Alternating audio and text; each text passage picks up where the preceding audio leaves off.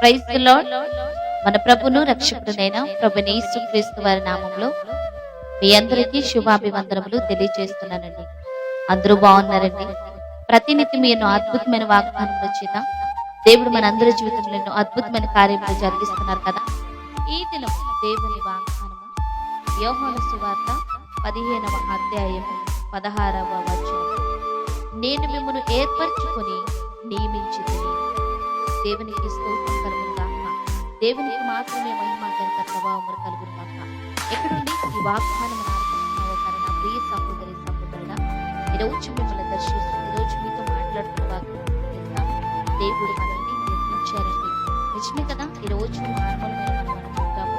మనకు కలిగిన శ్రమలను బట్టి, బాధలను బట్టి, యుద్ధులు బట్టి అసలు దేవుడు నన్ను ఎందుకు గుర్తించాడు అని అనుకుంటున్నావేమో. వస్తున్న బాధల బట్టి, శోధనలు బట్టి నువ్వు ఈరోజు దేవుణ్ణి ప్రశ్నిస్తున్నావేమో. కానీ దేవుడు నీ పట్ల ప్రణాళిక కలిగి దేవుడు నీ ద్వారా అనేకమైన విషయాల్లో దేవుడు దేవుని కొరకు నువ్వు బ్రతుకు కొరకు నేను నియమించాడండి. ఈరోజు ఎన్నో శోధన చేత, సమస్యల చేత, ఇరుకుల చేత చిక్కబడి ఈరోజు దేవుని దూషిస్తూ ఈరోజు దేవుని నాకేం చేశాడని ఈరోజు దేవుని ప్రశ్నిస్తున్నావేమో. కానీ ఈరోజు నీతో మాట్లాడుతున్న వాగ్దానం తెలుసా?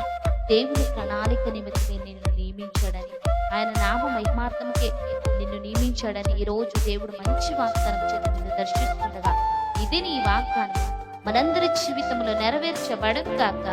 ఆమేన్.